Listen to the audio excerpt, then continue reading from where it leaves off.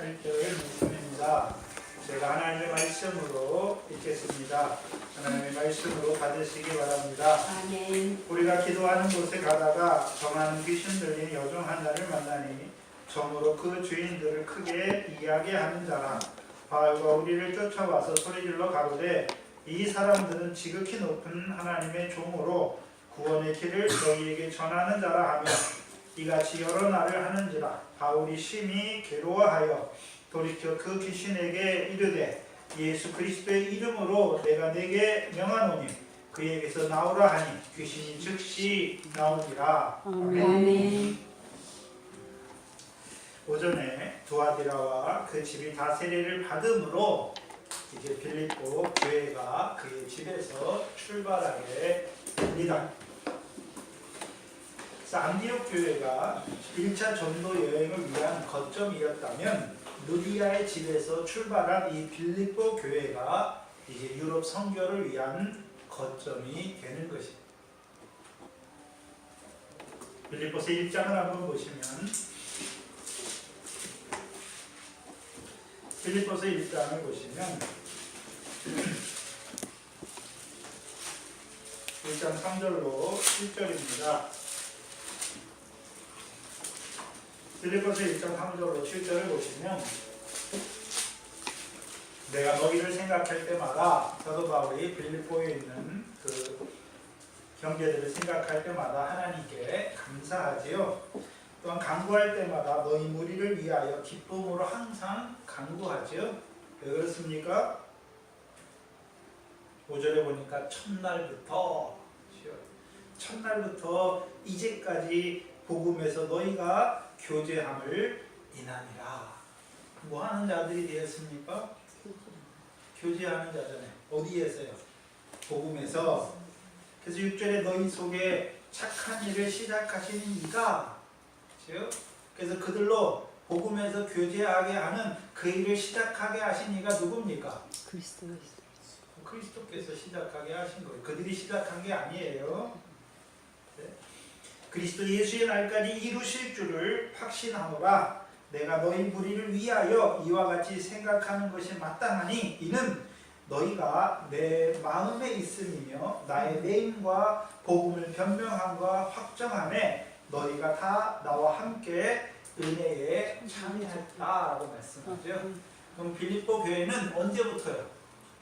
첫날부터. 그럼 첫날이 언제입니까? 빌립보 교회 첫날이 언제입니까? 루디아와 그 식구들이 세례를 받고 주를 믿게 된 것이잖아요. 그 첫날부터 그들이 어디에 참여했습니까? 은혜에. 누구와 함께한 은혜입니까? 바울과 함께한 은혜에 참여한 자들이다 라고 말씀하죠. 그럼 바울과 함께 은혜에 참여했는데 그럼 바울에게 주신 은혜가 무엇입니까? 하나님께서 바울에게 주신 은혜가 무엇입니까? 고린도전서 5장 10절이죠. 그러나 나의 나된 것은 하나님의 은혜로 된 것이니 내게 주신 그의 은혜가 헛되지 아니하여 내가 모든 사도보다 더 많이 수고하였으나 내가 아니요 오직 나와 함께한 하나님의 은혜로다. 바울에게 주신 하나님의 은혜가 무엇입니까? 바울을 이방인을 위한 종으로 세우시고 그를 통해서 다른 사도보다 더 많이 일하게 하신 것이죠. 그럼 바울이 나타난 것이니까 하나님의 은혜로 바울을 그리스도 예수의 종으로 세우시고 복음의 증인으로 세우시고 그를 통해서 은혜로 구원하신 것입니다. 은혜로 구원하는 그 일에 은혜에 참여한 거예요. 누가요? 빌립보 교회가. 언제부터요? 첫날부터. 빌립보서 4장을 한번 보세요. 빌립보서 4장 15절 이하에 보시면 그럼 빌립보 교인들이 바울과 함께 그 은혜에 참여했다. 복음에서 교제했다. 그 의미가 무엇인지를 빌립보 4장 15절 이하가 밝히 드러내 주십니다. 빌립보 사람들아, 너희도 알거니와 복음의 시초에 내가 마게도냐를 떠날 때에 그 복음의 시초는 바울이 처음 복음의 증인으로 떠난 것을 말씀합니까? 하나님께서 마게도냐에 그 복음의 길을 열으시고, 그렇죠? 먼저 빌립보 사람들 루디아와 함께 그 식구들을 하나님이 교회로 세우신 것이죠. 그 시초에, 그렇죠? 네. 그들을 부르셨고, 이제 내가 마게도냐를 떠날 때에 주고받은 일에 참여한 교회가 너희 외에 아무도 없었느니라. 빌립보 교회가 한 일이 무엇입니까? 바울이 빌립보를 떠나갈 때 뭐 했습니까? 주고받은 일을 했단 말이죠. 뭘 주고받았습니까? 16절에 데살로니가에 있을 때 너희가 한두 번 나의 쓸 것을 뭐 했다라고 말씀합니까? 보내었다. 빌립보 교회는 뭘로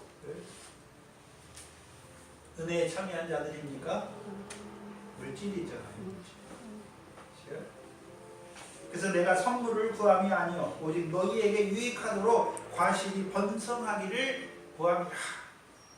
내게는 모든 것이 있고 또 풍부한지라 에바고로 디도편에 너희의 준 것을 받음으로 내가 풍족하니 이는 받으실 만한 향기로운 제물이요 하나님을 기쁘시게 한 것이라. 그들이 드린 것이 무엇이었습니까? 하나님이 받으시는 향기로운 제물인 것을 보여주신 것이죠. 그럼 이 빌립보 교회가 첫날부터 바울의 사역에 동참했지요. 무엇으로요? 자기들에게 있는 것이 무엇이었습니까? 물질이잖아요. 물질. 하나님 주신 그 자주정사로서 말미암아 물질로 바울의 사역에 동역하게 하신 것이지요. 근데 첫날부터죠. 루디아가 세례를 받은 그날부터, 그렇죠? 자기 집에 유하게 했잖아요. 그럼 자기 집에서 소용되는 바울이 빌립보에서 머무는 동안 쓰는 그 모든 비용을 누가 다 내고 있습니까? 루디아가 되는 거예요. 그리고 생각해야 되는 것이 있는데, 그럼 루디아가 그 전에 이미 하나님을 공경하고 있잖아요. 근데 고넬료와의 차이는 무엇입니까? 구제하고 기도하는 생활이 있습니까? 없습니까? 없어요. 상달되지 않잖아요. 그렇죠? 재물이 있어요. 근데 고넬료는 그 재물 가지고 뭐 했습니까? 구제했지요. 그러니까 그 구제가 하나님 앞에 상달됐지요. 근데 이 하나님을 공경한다고 하는 이 루디아는 분명히 재물이 있었잖아요. 많이 있었죠. 자주장사로서 많은 재물을 벌었어요. 근데 그 재물을 가지고 구제하는 일로 말미암아 하나님께 상달되는 생활이 있습니까? 없습니까? 없어요. 그럼 그 재물을 가지고 뭐 하고 있겠습니까? 자기를 위해서 세상에 쌓는 것이죠. 우리가 시편 49편과 시편 17편을 통해서 봤잖아요. 그렇죠? 재물을 쌓아놓고 재물을 의지하고 재물로 말미암아 자근하는 자. 그래서 시편 17편 14절에 금생에서 저희 품깃을 받은 세상 사람에서 나를 구원하소서. 저희는 주의 재물로 배를 채우심을 입고 자녀로 만족하고 그 남은 산업을 그 어린 아이들에게 유전하는 자니이다. 그것을 한마디로 뭐라고 말씀합니까? 세상 사람들이다. 세상 사람들이 돈을 왜 봅니까? 돈으로 말미암아 자기가 만족하고 그걸 또 자기를 위해 쌓아놓고 자기 아이들에게 나눠주려고 하는 거죠. 그게 세상 사람이에요. 근데 세상 사람이 그냥 하나님 백성이 아닌 세상 사람을 말하고 있으니까 오늘 하나님의 백성이라고 하는데 오늘도 재물을 누구를 위해 쌓고 있습니까? 자기를 위해 쌓는 자들. 그렇죠?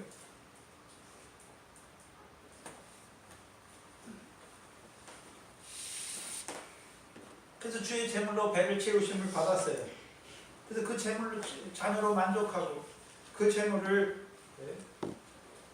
쌓아두고 그 남은 산업을 자기 아이들에게 유전하려고 하는 자들. 예수 믿지만 하나님이 보실 때는 어떤 사람들입니까? 세상 사람들.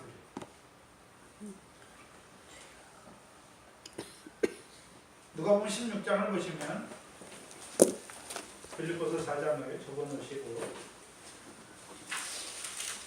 누가복음 16장입니다. 누가복음 16장을 보시면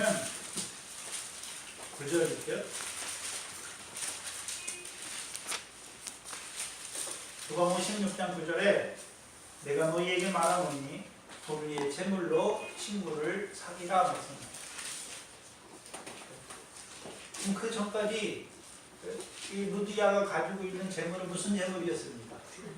불의의 재물이에요. 왜 불의의 재물입니까? 왜 불의의 재물인가요?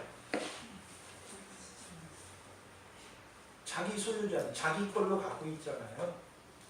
자기 걸로 갖고 있죠. 근데 생각해 보세요. 여러분 세상에 있는 것이 여러분 겁니까? 다 하나님의 것입니까?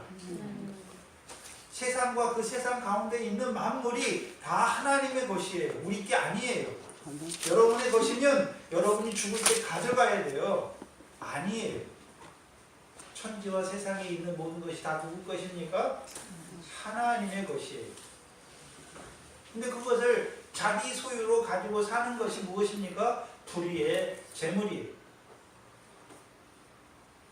그렇다면 이 루디아와 그 교회는 이제 세례를 받고 주를 믿게 된 다음부터는 이제 그 첫날부터 어떤 자들이 되었습니까? 불의의 재물로 친구를 사귀는 자가 됐죠. 불의의 재물 가지고 무슨 일을 하고 있습니까? 자기를 위해 쓰는 것이 아니라 누구를 위해 씁니까? 친구를 사귀는 자가 됐죠. 그리하면 없어질 때에, 그 재물이 없어질 때에 저희가 영원한 처소로 너희를 뭐합니까? 이게 마태복음 19장이에요. 부자 청년에게, 부자잖아요. 그렇죠? 영생을 얻기 위해서, 영생에 대해서 묻기 위해서 예수님께 나오죠. 예수님께서 뭐라고 말씀합니까? 내가 온전하고자 할 텐데 내 소유를 팔아 가난한 자를 주라. 가난한 자를 주면 그것이 무엇입니까? 하늘에 보화가 있는 것이죠. 영원한 것을 예비하는 그 삶을 사는 것이죠. 그럼 루디아가 하는 일이 무엇이었습니까? 바울을 친구를 사귀는 거죠. 그 첫날부터 이루어진 일이죠. 그러면 생각해 봐야 되는데 왜 불의의 재물을 가지고 있는 자가 어떻게 소유를 팔게 됐습니까? 이제 성령을 받으니까 그가 뭐 하는 자가 되었습니까? 먼저 그 나라와 의를 구하는 자가 됐죠. 그래서 먼저 그 나라와 의를 구하면 그렇죠? 이 모든 것을 너희에게, 너희가 벌어서 먹고 사는 것이니까 너희에게 더하여 주신다라고 말씀했습니다. 더하여 주신 것입니다. 처음에는 불의의 재물로 가지고 있었어요. 그것으로 친구를 사귄 것이죠. 그리고 나서는 이제 그 나라와 의를 구하는 그에게 누가 주시는 것으로 갖는 것입니까? 하나님께서 더하여 주시는 것으로 갔잖아요. 그럼 자기 겁니까? 하나님이 주신 겁니까? 하나님이 주셨죠. 왜 주셨습니까? 하늘의 보화를 쌓게 하시려고. 하늘의 상이 루디아와 그 교회에 있는 것을 봤단 말이죠. 그들이 봤으니까 뭐 하는 것입니까? 첫날부터 물질로 바울의 사역에 동참하는 자가 된 것입니다. 사도행전 4장에 유무상통하지요. 유무상통한단 말이죠.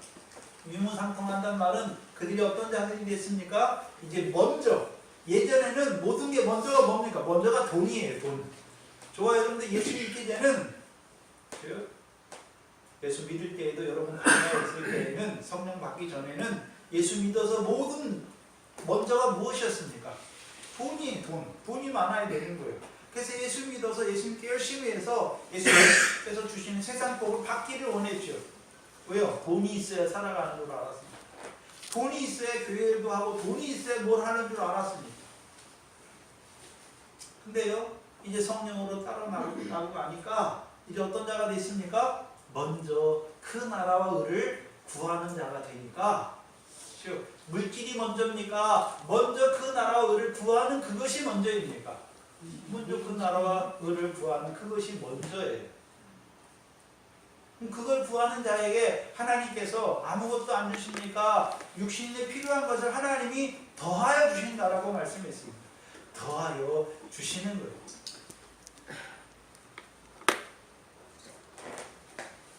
그러면 루디아와 함께한 그 빌립보 교회가 어떤 교회가 됐습니까?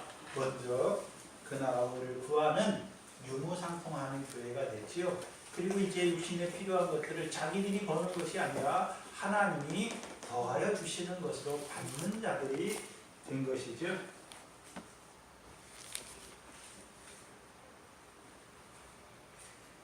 디모데전서도 한번 보시면 디모데전서 6장입니다.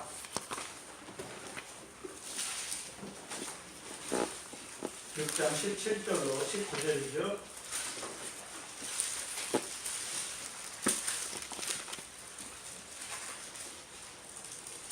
내가 이 세대에 부한 자들을 명하여 마음을 높이지 말고 정함이 없는 재물에 소망을 두지 말고. 루디아도 처음에는 하나님을 공경했는데 그의 마음은 어디에 있습니까?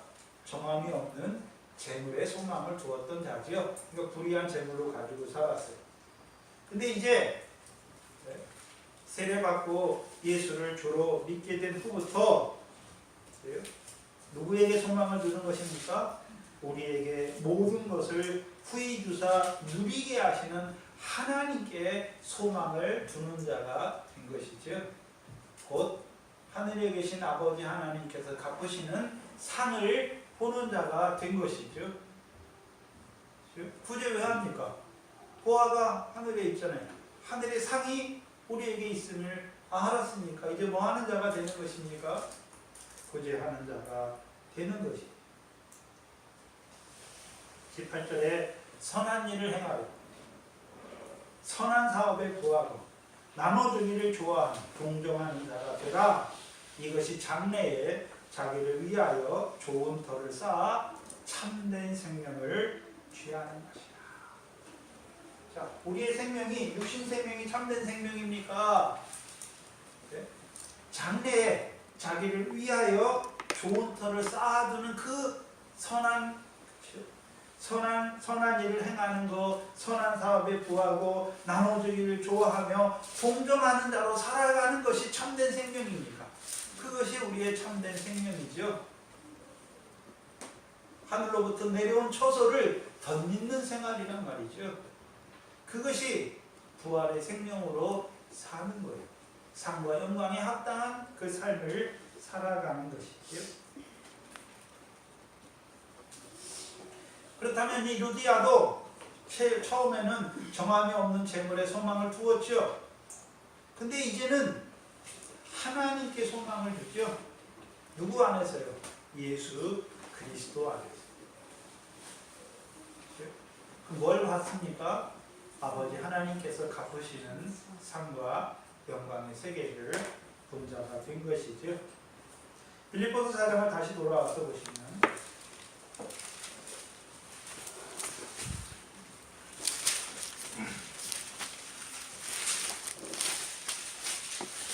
그 삶이 누구를 기쁘시게 하는 삶입니까?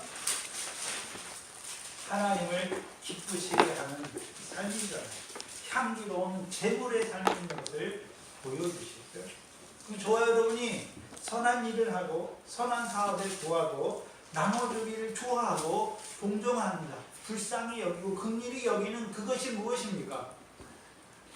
그것이 재물이에요. 재물. 산 제물로 드리는 제사란 말이죠. 하나님이 기뻐하시는 제물이란 말이에요. 19절에 나의 하나님이 그리스도 예수 안에서 영광 가운데 그 풍성한 대로 너희 모든 쓸 것을 채우시리라. 그럼 이제 선한 사업을 위해서 제물을 다 내줬어요. 그럼 하나님이 안 주십니까? 아니죠. 나의 하나님이. 나의 하나님이 어떤 하나님이십니까? 풍성하신 하나님입니다. 우리말에는 순서가 바뀌어 있는데 나의 하나님, 곧 풍성하신 하나님이 누구 안에서요? 그리스도 예수 안에서 영광 가운데서 너희가 필요한 모든 것을 채워 주신다라고 말씀하십니다.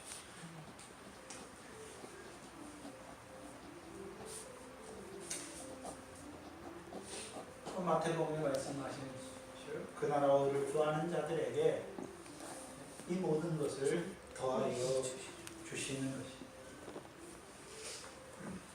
근데 무엇을 위해서 더하여 주십니까? 네가 하나님께 이렇게 물질로 바쳤으니까 하나님이 더 많은 것으로 주시는 것입니까? 더 많은 영광으로 쌓게 하시기 위해서 채워주시는 것입니까? 더 많은 상과 영광으로 세워주시기 위해서 채워주시는 것이죠. 누가복음 12장입니다. 누가복음 12장입니다.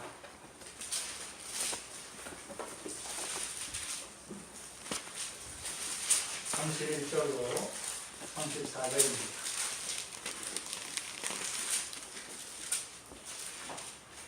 누가복음 12장 31절로 34절입니다. 여기 잘 나타내 주셨는데요. 오직 너희는 그의 나라를 구하라. 그리하면 이런 것을 너희에게 더하시리라. 그리고 32절에 적은 무리여 말씀합니다. 무서워 말라. 왜 적은 무리라고 말합니까? 오늘도 그 나라와 의를 구하는 자로 살아가는 자들이 많단 말입니까? 적단 말입니까? 적단 말이죠. 근데 하나님께 그 하나님의 일에 소유를 팔아 드렸어요. 왜 무서워하지 말란 말입니까? 두려워하지 말라는 말이죠. 다 바쳤으니까 이제 난 뭘 먹고 살지? 그거 두려워하지 말라라는 거예요. 너희 아버지께서 그 나라를 너희에게 주시기를 기뻐하시오. 한마디로 무엇입니까? 하늘에 보화가 있게 하시는 거죠. 하늘에 상이 있게 하시는 거죠. 그리고 33절에 너희 소유를 팔아 구제하여 낡아지지 아니하는 주머니를 만들라 말씀하죠. 근데 이 주머니가 없는 자들이 너무 많아요. 예수 믿는데 이 주머니가 없는 자들이 너무 많아요.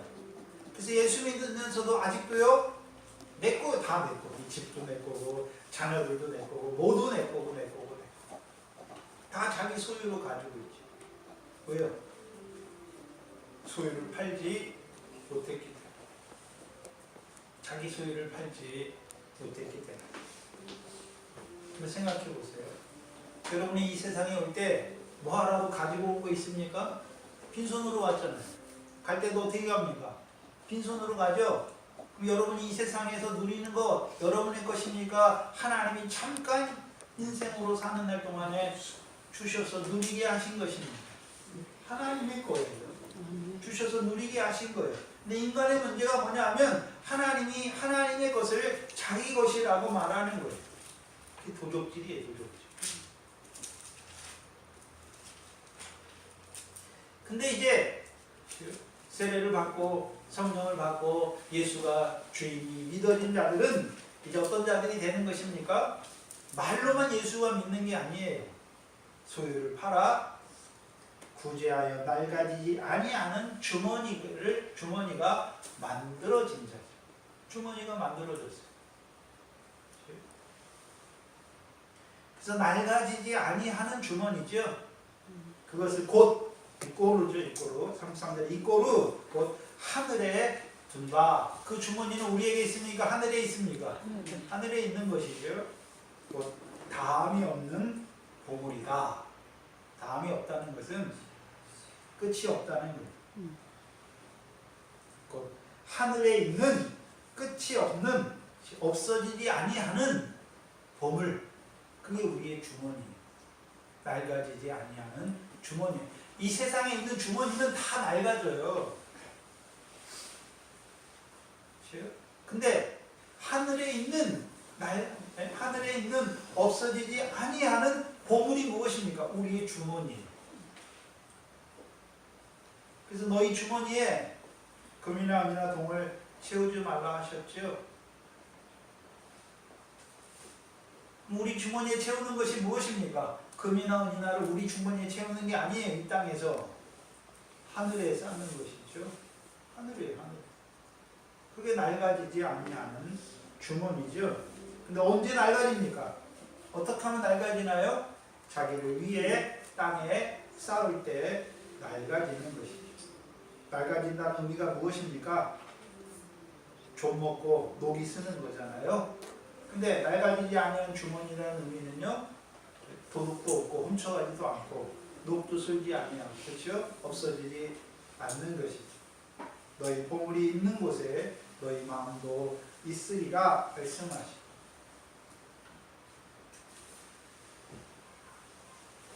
그러면 이 루디아와 함께 이 빌립보 교회는 이제 어떤 주머니가 생겼습니까? 낡아지지 아니하는 주머니를 가진 자들이 됐어요.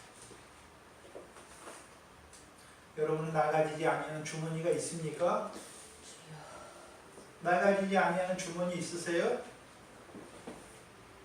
주머니 크기가 달라요. 큰 자도 있고 작은 자도 있어요.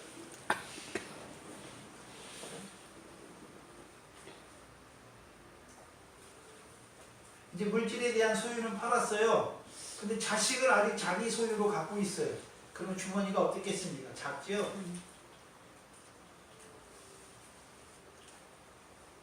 이제 큰 주머니는 육체와 함께 정과 욕심도 다 못 박았어요. 그럼 나도 누구 것입니까? 하나님의 것이죠.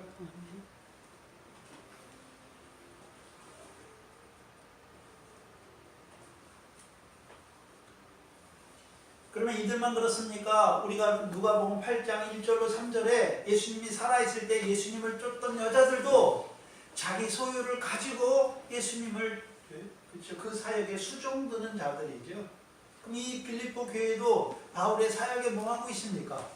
자기 소유를 팔아서 그 일에 수종드는 자들인 것을 보여주시죠.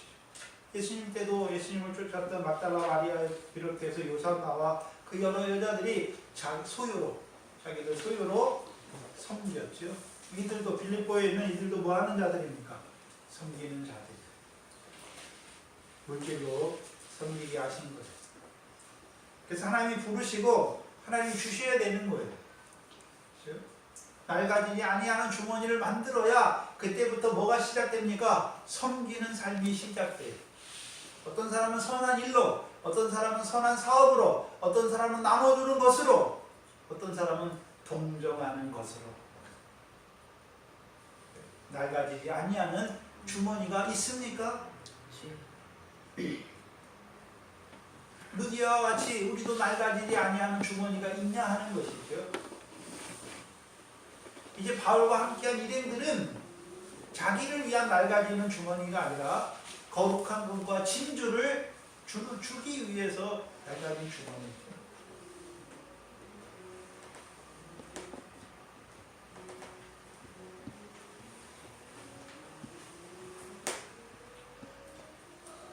그래서 이 바울의 사역에 그 은혜에 참여하는 교회가 된 것이죠.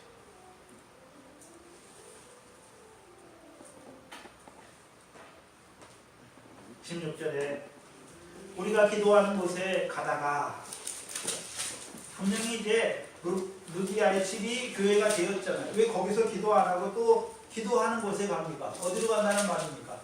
성 밖에 강가로 가는 것이죠. 바울이 왜 거기에 기도하러 갑니까? 아까 말씀드렸던 상징적인 의미죠. 에스겔서 37장과 요한복음 7장 37절로 38절이죠. 성전, 그렇죠? 성전 동편 그 문지방에서부터 흘러나오는 그 물의 역사로 말미암아 충만해져야 되는 거예요. 충만해져야 계속해서, 그렇죠? 생수의 강이 흐르게 되는, 상수의 강이 그 속에서 흘러나는 거예요. 또 한 가지는 그것만 위해 기도하러 가는 것이 아니라, 두 번째는요, 하나님께서 자기들을 마게도냐에 그 복음을 통해서 구원을 이루시기 위해 보내셨잖아요. 근데 아직 누구밖에 없습니까? 루디아와 그 식구들밖에 없잖아요. 뭘 기도하겠습니까? 하나님 우리를 이곳에 보내셨는데 루디아 그 식구들을 구원하셨는데 그 구원이 번성해야지요. 수가 날마다 더해가야 하는 것이죠. 그걸 위해 기도하는 것이죠. 근데 하나님 누구를 만나게 하십니까? 기도하는 곳에 가는데 저 많은 귀신 들린 여종 하나를 만났지요. 만났다니까 그냥 가다가 눈으로 만난 것을 말하는 것입니까? 말씀을 줬게 했잖아요. 그 말씀으로 만난 것이죠. 점으로 그 주인들을 크게 이해하는 자라. 그래서 여종이라고 말할 때는 소녀예요. 소녀. 우리가 여종 다 큰 여자를 말하는 것이 아니라 저 많은 귀신 들린 노예 소녀예요. 노예 소녀. 아야 하는데 정치잖아요. 그래서 우리가 에스겔서나 이사야서나 에레미야를 보면 동방 풍속이 뭡니까? 하나님 없는 백성들이 하는 일이 뭡니까? 점치는 거죠. 근데 그 신을 의지해서 점치는 거죠. 그래서 여기서 귀신 들려 점치는 노예라고 할 때 이 귀신 들렸다는 단어는 우리가 복음서에 나오는 더러운 귀신 들린하고 거기 귀신 들린 거하고 전혀 다른 단어예요. 영은 같은데 더러운이라고 쓸 때 여기서는 피손이라는 영에 들린 자예요. 영에 사로잡힌 자죠. 그래서 점치는 영이 있는 자라고 말하는 거예요. 그래서 피손이라는 영에 사로잡힌 여자를 말하는 거예요. 그럼 피손이 뭘 말하냐면 피손은 원래 비단뱀을 말하는데 뱀의 상징을 말하는 거예요. 근데 이 당시 여기에 신전이 있는데 그리스 로마 시대에는 신전이 있잖아요. 신전이 여러 신전이 각 신마다 있잖아요. 근데 이 피손, 이 뱀이 상징이 된 신전이 델피 신전입니다. 델포이 신전.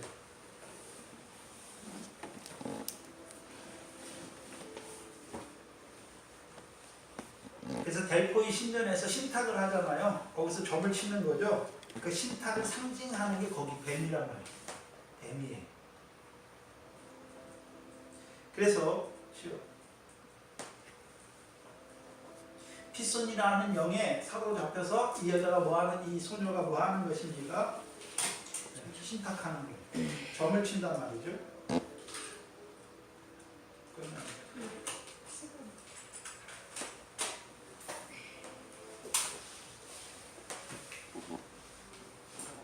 그래서 예수님 때 마가복음이나 마태복음에 회당에서 더러운 귀신 들린다 할 때 그 귀신하고 전혀 다른다는.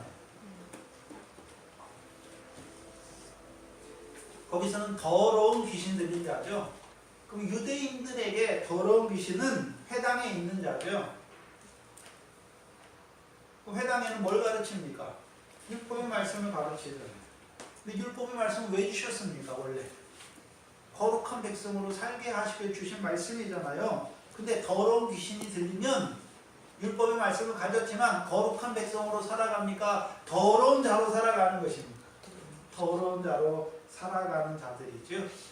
그때 말하는 더러운 귀신 들린 자는 디모데전서 4장 2절이죠. 귀신의 교훈, 곧 외식함으로 거짓말하는 자들이죠. 거짓말.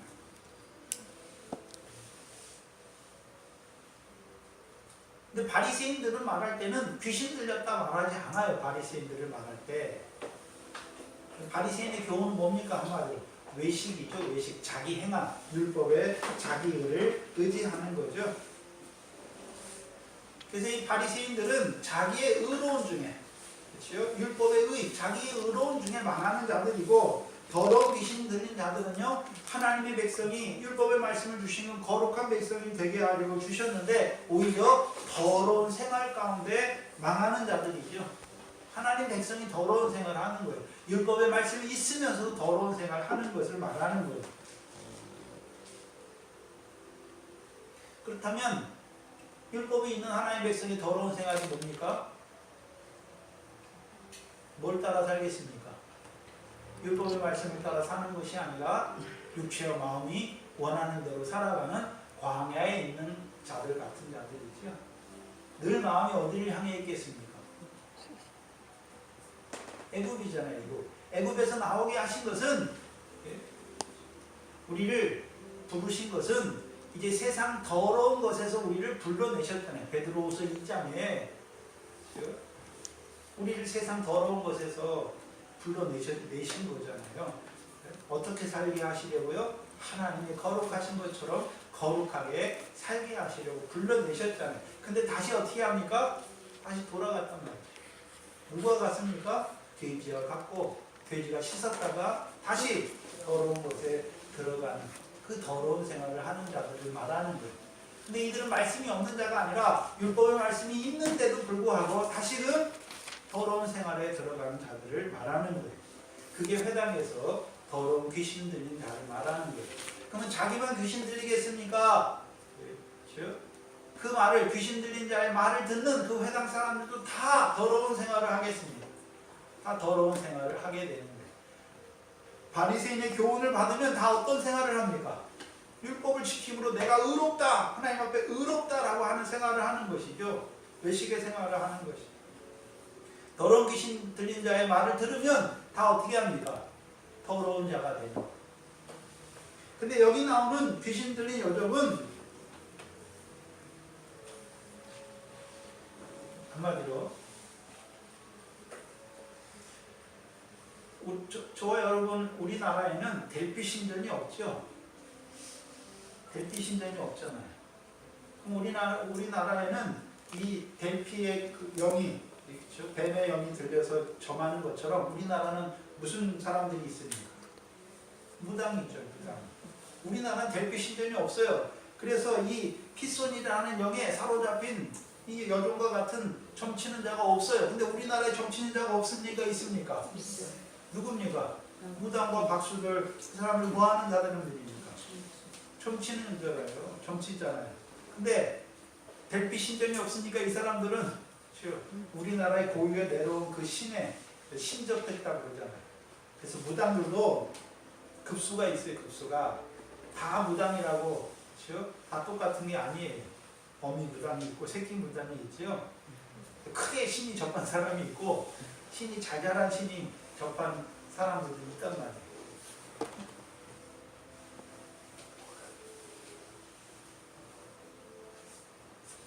우리나라도 신 들린 사람들이 있잖아요. 그럼 그들에게 역사하는 영은 미혹의 영이죠. 신 들린 영이 있어요. 없는 게 아니에요. 있어요. 그래서 점을 치잖아요. 점을 쳐요. 근데 점의 내용이 다 뭡니까? 당신 육신으로 사는 날 동안 뭐 조심하고, 어디가 뭐 하면 복을 받고, 뭐 하면 뭐 받고, 그거잖아요. 그렇죠? 점치는 자들은 육신으로 사는 날 동안 육신에 매이고 세상에 매여서 살게 되는 거예요. 세상의 종로로 사는 거예요. 그러면 성령으로 예언하게 하시는 자들이 있죠. 예언하는 것도 큰 의미에서 무엇입니까? 미래를 말해주는 것. 점치는 것도 미래를 말해주는 것. 과거를 말하는 것은 아무 소용이 없어요. 그렇죠?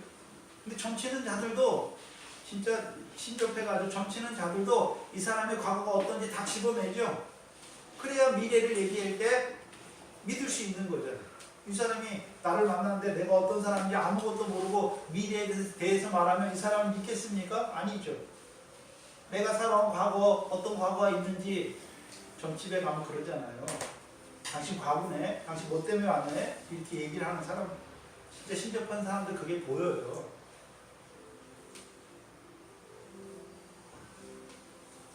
근데 점의 내용은 미래에 있어요. 근데 미래에 있는데 문제는 뭐냐면 무슨 미래입니까? 육신으로 살아가는 동안에 미래에 되어질 일을 말하잖아요. 다 뭐가 뭐와 연결되어 있습니까? 복과 저주와 연결되어 있죠. 그렇다면 성령으로 말미암아 예언하는 자들도 미래를 예언하는 거죠. 큰 의미에서 점치는 거예요. 하나님의 백성에게 하나님이 이루실 일에 대해서 말씀하는 거잖아요. 그것도 점치는 거예요. 근데 성령으로 말미암아 예언하는 것, 점쳐주는 것은 그 사람의 육신을 위한, 육신이 살아간 날 동안의 점입니까? 그 사람의 믿음의 결국 곧 영혼의 구원을 위한 예언이 되는 것입니다. 그게 다른 거예요. 그게 다른 거예요.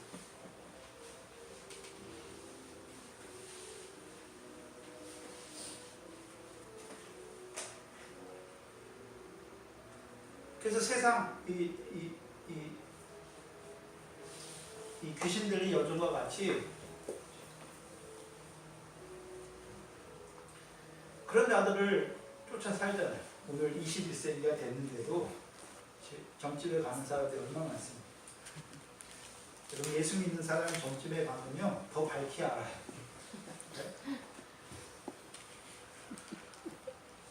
뭐가 뭔지 모르는 거예요.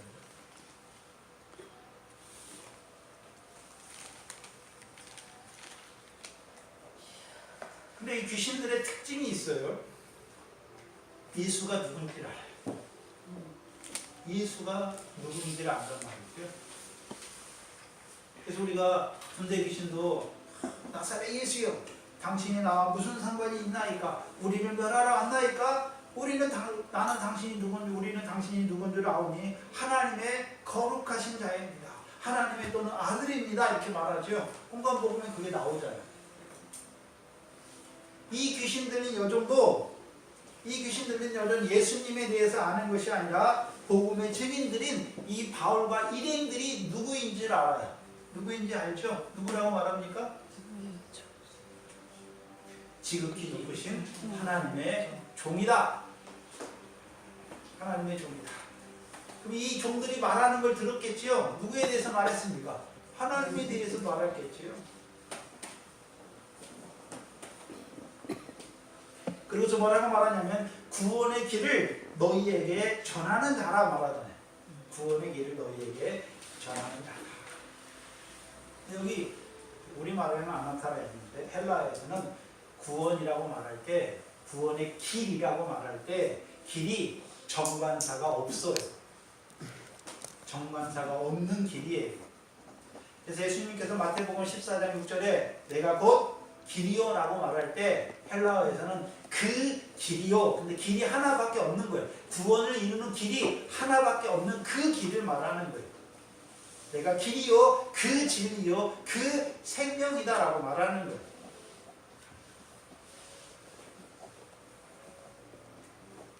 근데 이 귀신 들린 여종이 말할 때에는 구원의 길을 말할 때에는 정관사가 없어요. 정관사가 없다는 의미는 상대적인 구원이라는 거예요. 이 당시 이방신을 섬기는 자들도 왜 열심히 섬깁니까?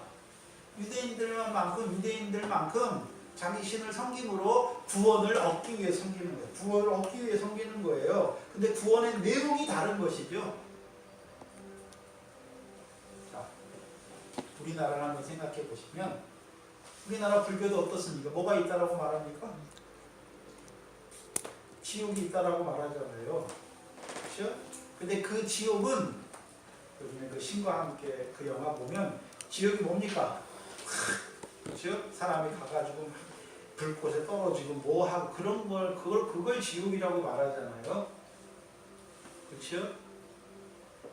근데 거기서 천당은 뭡니까? 그 지옥에서 끝나서 이제 다시 환생하는 염라대왕이 있고 막 그런 걸 말하잖아요. 근데 구원이 뭡니까? 그 사람들은 지옥에 안 가는 거잖아요. 그게 구원이에요. 천당, 지옥이 불교에도 있잖아요. 근데 기독교가 말하는 천당과 지옥, 천국과 지옥은 다르잖아요. 다른 개념이란 말이에요. 그럼 하나님이 택하신 자들이 지옥에 갈 수 있습니까? 없습니까? 없잖아요. 왜요? 마지막 심판 때에 바다 가운데 죽은 자, 사망 가운데 죽은 자, 음부 가운데 죽은 자를 다 주께서 어떻게 하십니까? 세우잖아요. 심판자를. 그래서 자기 행위를 따라 심판을 받게 하시는 거죠. 둘째 사망이 있죠. 둘째 사망이 그 사람이 사망의 불못에 떨어진다는 말입니까? 그를 위해 예비한 상과 영광이 영원히 꺼지지 않는 불에 타는 것을 말하는 것입니다. 타는 것을 말하는 거예요. 별로 다른 개념이에요. 그럼 천당은 어떤 개념입니까? 기독교에서 말하는 천국은 죽어서 가는 천국 어떤 개념을 말하는 것입니까? 구원의 개념. 이 땅에서도 구원, 예수로 죄에서 구원하시고 이제 그 상과 영광을 얻는 구원을 이루어가게 하시죠. 구원의 내용이 뭡니까? 믿음의 결국 곧 영혼의 구원이잖아요. 그래서 베드로전서 1장 7절로 9절이잖아요. 그럼 믿음의 결국 영혼의 구원인데 그 구원이 어떤 의미입니까? 예수 그리스도 나타날 때 칭찬과 영광과 존귀를 얻는 구원을 말하는 거예요. 전혀 다른 개념이에요. 그 구원이 상대성이죠. 이 사람들이 말하는 구원과 그렇죠? 우리가 말하는 구원은 전혀 다른 거죠. 이 사람들이 말하는 불교 믿는 사람이 말하는 천당과 우리가 말하는 천국은 전혀 다른 개념입니다. 상과 영광의 부활을 얻는 하나님의 나라를 유업으로 얻는 그 천국이죠. 근데 부처 믿는 사람들이 말하는 천국과 우리가 말하는 천국은 다른데 구원이 다른데 구원을 말할 때는 다 똑같이 뭐라고 말합니까? 그 사람들도 구원, 우리도 구원이라고 말하는 거예요.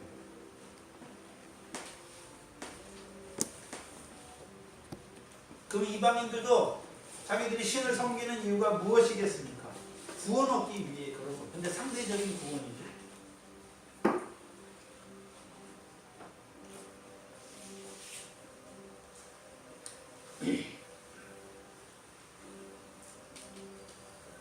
그렇다면 이 귀신 들린 여종이 바울과 그 일행을 지극히 높으신 하나님의 종으로 구원의 길을 너희에게 알게 하는 구원은 예수 그리스도를 통해서 말하는 구원일까요? 이 사람들이 바라보는 구원을 이루어주는 종이라고 말하는 걸까요? 그 사람들이 그 지역에 다른 신을 섬기는 사람들이 바라보는 구원을 이루어주는 하나님의 종으로 믿게 하는 거죠. 잘못된 거죠. 근데 그것 때문에 바울이 심히 괴롭습니다. 첫 번째 왜 괴롭습니까? 자기들을 지극히 높이신 하나님의 종으로 높이잖아요. 또 한 가지는 왜 심히 괴롭습니까? 우리가 생각할 때는 좋은 것 같아요. 어떤 의미에서 좋은 것 같냐 하면 빌립보 사람이 이 점치는 소녀, 귀신 들려 점치는 소녀는 빌립보 사람들이 인정하는 거잖아요. 인정하는 소녀잖아요. 그래서 주인에게 큰 재물의 이익을 끼쳤잖아요. 이 여종이 신통치 않아요. 이 여종이 말하는 점이 다 안 맞으면 사람들이 돈을 주고 이 여종한테 가서 그렇죠? 점을 볼까요? 안 볼까요? 안 보죠. 근데 이 여종이 말한 게 그대로 이루어졌기 때문에 그 사람들이 돈을 내고 많은 돈을 내고 이 점치는 여종에게 가서 뭐 했습니까? 점을 봤단 말이에요.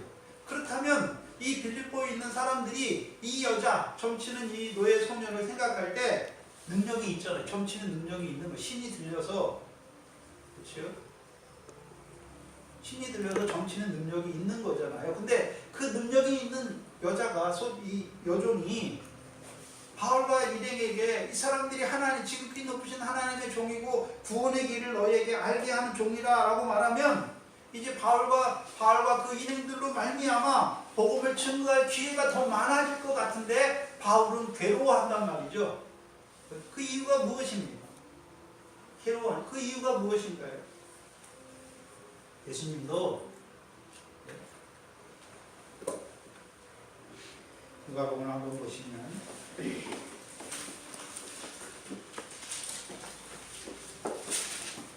누가복음 4장 41절입니다. 4장 41절에 보시면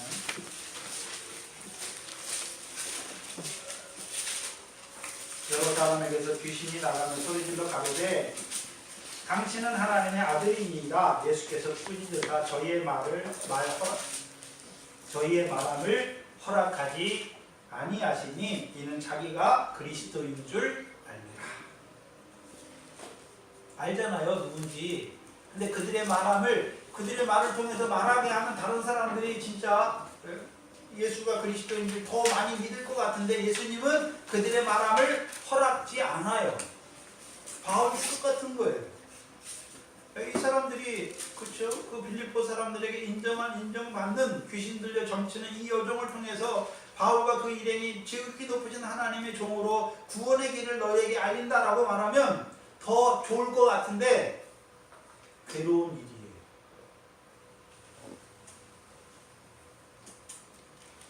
왜 그렇습니까?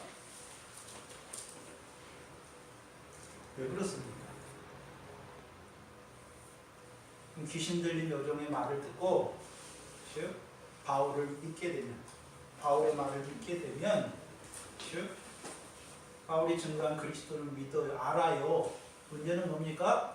귀신의 말을 듣고 믿게 되면 그리스도는 알긴 아는데 그리스도가 자기와 무슨 상관이 있는 줄 알지 못해요. 그렇죠? 그래서 귀신들이 예수님이 하나님의 아들인 걸 알아요. 근데 귀신 들린 자들이 하는 말이 무엇이었습니까? 당신이 나와 무슨 상관이 있나이까? 자기와 무슨 상관이 있는 줄 알지 못한단 말이에요. 오늘도 목회자들 중에 바리새인의 교훈을 말하는 자들이 있어요.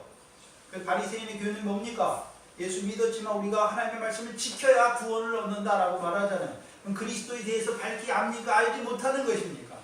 알지 못하는 거잖아요. 우리를 은혜로 구원하셨을 뿐만 아니라 은혜 위에 은혜를 주시잖아요. 어떤 은혜입니까? 우리 예수 그리스도로 말미암아 성령을 부어주시는 하나님의 은혜로 의롭다 하심을 얻어 영생의 소망을 따라 후사가 되게 하시는 그 은혜는 알지 못하잖아요. 그 은혜는 누구를 통해 부어주십니까? 우리 주 예수 그리스도를 통해서 부어주시는, 그건 알지 못한단 말이에요. 그래서 오늘도 바리새인의 교훈을 들으면 그리스도에 대해서 알지 못해요. 그러니까 하나님의 은혜로 말미암아 의롭다함을 얻으려는 자가 됩니까? 자기가 행하는 자기 의로 의롭다함을 얻으려는 자들이 됩니까? 자기 의로 말미암아 의롭다함을 얻으려는 자들이 되는 거예요.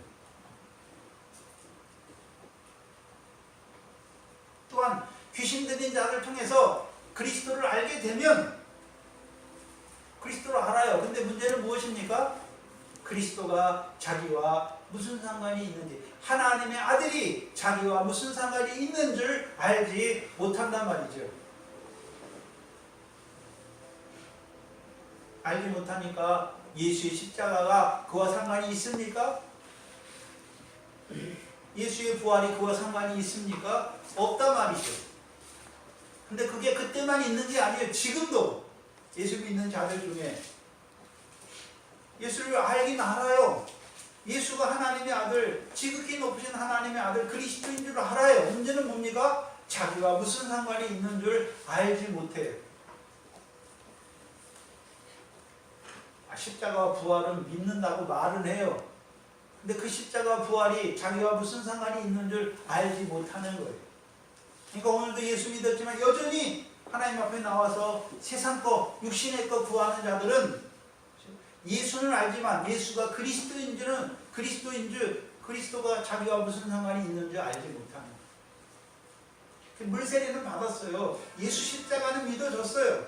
근데 예수가 그리스도인 된 것이 자기와 무슨 상관이 있는 줄 알지 못하는 자들이 되는 거예요.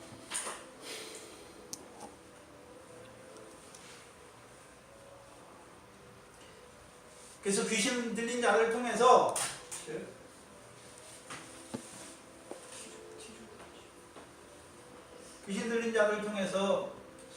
지극히 높으신 하나님의 아들을 믿게 되면 알긴 아는데 자기와 무슨 상관이 있는 줄 알지 못한단 말이죠. 그래서 여러분들도 예전에 신앙생활 할 때 예수 그리스도에 대해서도 많이 듣고 부활에 대해서도 많이 들었는데 죽은 다음에 얘가 예수 믿고 죽어서 부활하는, 단지 육신의 몸만 부활하는 그 부활만 믿고 살았죠. 그러니까 이 땅에서 어떻게 살았습니까? 이 땅에서 예수 믿어 잘 먹고 잘 살다가 다음에요 죽어서요 지옥 안 가고 천국 가는 그 구원만 받지. 그럼 여러분이 육신으로 이 땅에서 예수 믿고 사는 생활은 다 무슨 생활입니까? 세상 사람과 똑같은, 육신의 목숨을 위해 살아가는 세상 사람과 똑같은 더러운 삶이에요. 우리가 예수 그리스도를 안다는 것은 세상 더러운 것 가운데 피한 거잖아요. 근데 여전히 세상 더러운 것 가운데 살아가는 자들은 더러운 귀신 들린 자를 통해서 예수 그리스도를 아는 자예요. 아는 자.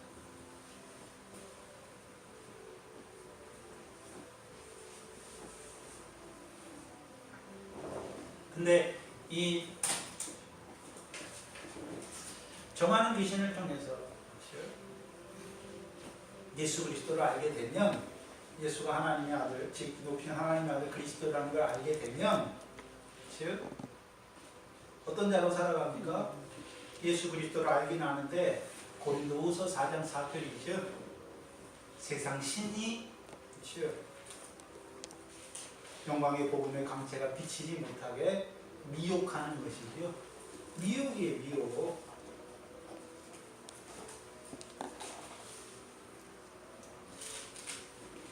그래서 바울이 괴로워서 18절에 이와 같이 여러 날을 하지요. 바울이 심히 괴로워하여 돌이켜 그 귀신에, 그 소녀에게 말하는 게 아니에요. 그 귀신에게. 예수님도 귀신 들린 사람에게 말하는 것이 아니라 군대 귀신에게 말하는 거예요. 귀신에게 뭐라고 말합니까? 예수 그리스도의 이름으로 내가 네게 명하노니 그에게서 나오라. 그럼 귀신이 들렸잖아요. 귀신이 들렸는데 예수 그리스도의 이름으로 나오라 하면 나오는 것입니까? 오늘 귀신 들린 자에게 가서 무당들에게 가서 예수 그리스도의 이름으로 말하노니 귀신아 나오라 나옵니까? 그걸 말하는 게 아니에요. 사도행전 3장에 베드로와 요한이 성전에 올라갈 기도하러 올라가잖아요. 성전 미문에 앉은 자에게 누구를 줬습니까? 은과 금은 내게 없지만 내게 있는 곳으로 내게 주노니 나사렛 예수 그리스도의 이름을 주는 거잖아요. 그럼 귀신이 들렸죠? 우리 안에 있단 말이죠. 그럼 누가 들어가야 되는 것입니까? 예수 그리스도가 그 안에 들어가야 네? 생명의 빛이 그 안에 들어가야 뭐가 나가는 것입니까? 어둠으로 역사하는 영이 나가는 거예요. 그게 고린도후서 4장 6절이잖아요.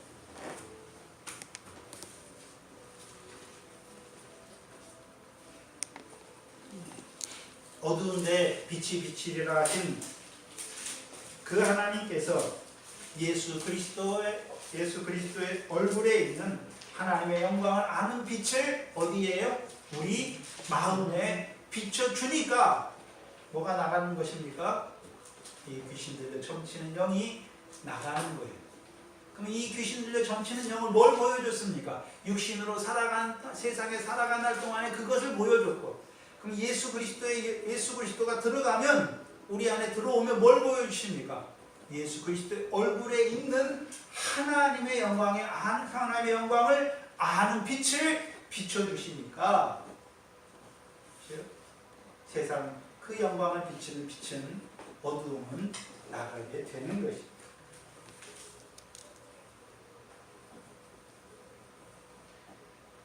그래서 예수 그리스도의 터가 딱 깨진 거예요. 지금 이 여자에게 예수 그리스도의 이름을 준 거잖아요. 주면 예수 그리스도의 이름을 듣기만 했으니까 듣는 게 자기 안에 들어와 있으니까 이제요 어둠으로 역사하는 그 귀신의 영이 나가는 것입니다. 그게 나가는 거예요. 근데 군대 귀신의 영도 나가니까 누구에게 들어갑니까? 돼지떼에게 들어가잖아요. 오늘도 누구에게, 하나님의 백성인데 돼지처럼 살아가요. 더러운 게 뭔지 분별하지 못하고 살아간단 말이죠. 그들에게 누가 역사합니까? 더러운 귀신이 역사하니까 결국 어디로 들어갑니까? 바다에 들어가 몰살하게 되는 거예요. 하나님의 백성인데 바다 가운데 죽은 자가 되는 것이죠.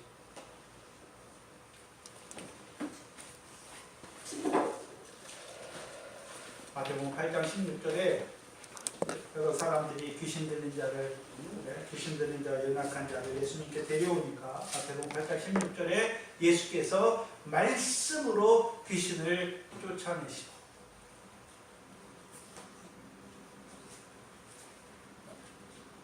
누가 말씀입니까? 예수 그리스도가 말씀이죠. 자기가 누구인지를 드러내주는 거죠. 사도 바울을 통해서는요 예수 그리스도에 대해서, 예수 그리스도가 누굽니까? 말씀이 육신이 되어 오셨죠. 그래서 우리가 사도행전 계속해서 베드로나 이 바울이나 하나님의 보내신 말씀 하면서 누구에 대해서 말합니까? 예수 그리스도. 예수 그리스도에 대해서 말하는 거예요. 예수 그리스도가 믿어진 것이죠. 그러니까 이 귀신 들린 자 안에 뭐가 터가 딱 깨졌습니까? 예수 그리스도의 터가 딱 깨졌어요.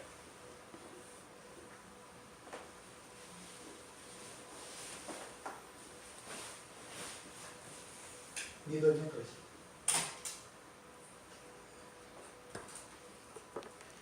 그에게서 나오라니 즉시 귀신이 즉시 나오니라 말씀입니다. 그럼 귀신이 나왔으니까 이 여자가 다시 더러운 생활을 합니까? 이제 예수 그리스도로 말미암은 즉 성령을 주셨잖아요.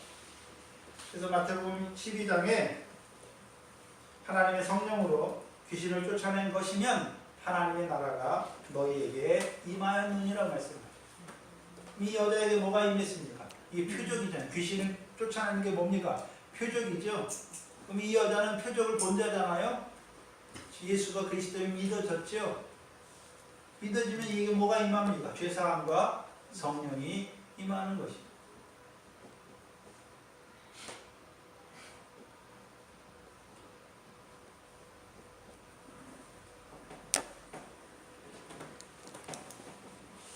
저와 여러분도 예전에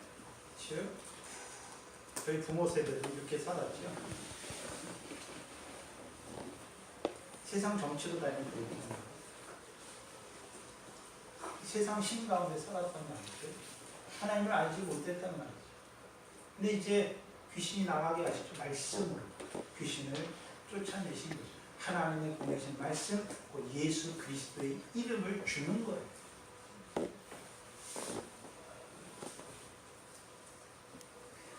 그래서 마태복음 7장 6절에 말씀하신 너희 거룩한 것. 바울이 가진 거룩한 것이 무엇입니까? 하나님의 아들이죠. 거룩하게 하시는 하나님의 아들 예수 그리스도를 주는 거예요. 주는 거예요. 복음의 증인은 한마디로 예수 그리스도를 주는 거예요. 그럼 저와 여러분도 뭐 해야 됩니까?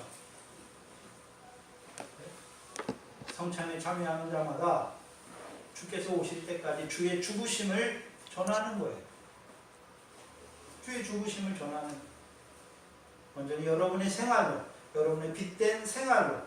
마태복음 5장 16절이잖아요. 너희 빛을 사람 앞에 비추어 너희 착한 행실로 말씀하시는 거예요. 이제 자라가면요 예수 그리스도에 대해서 예수 그리스도 이름으로 세례를 주는 거예요. 예수와 그리스도에 대해서 자세히 풀어 설명해 주는 것이죠. 그게 교회가 해야 될 일이죠.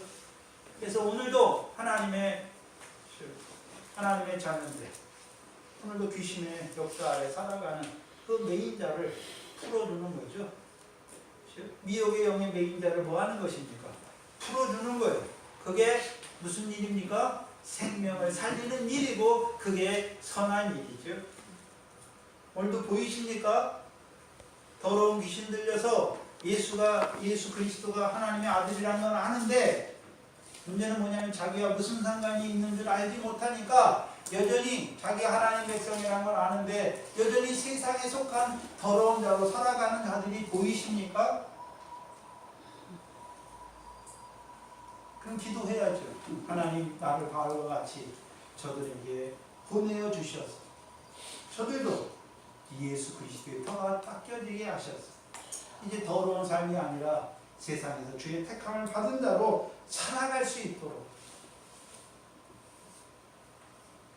기도하는 것이죠. 바울의 기도가 거기 있는 것이고 저와 여러분이 오늘도 고르게 친척 안 믿는 세상 가운데 세상 더러운 가운데 살아가요. 여러분 세상에서만 하나님 백성인데 세상에서만 살아가는 것은 더러운 거예요. 더러운 거. 근데 우리가 그걸 더럽다고 느끼지 못하는 거예요. 왜요? 나도 더러운 걸 좋아하니까.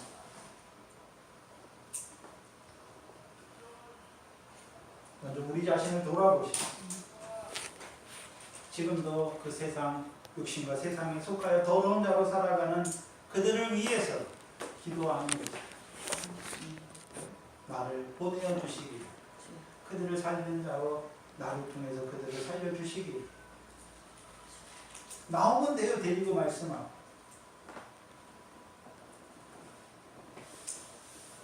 그 애통이 충만하시기를 주의 이름으로 축원합니다. 하나님 감사합니다. 우리가 하나님을 경외하는 이방인도 아니요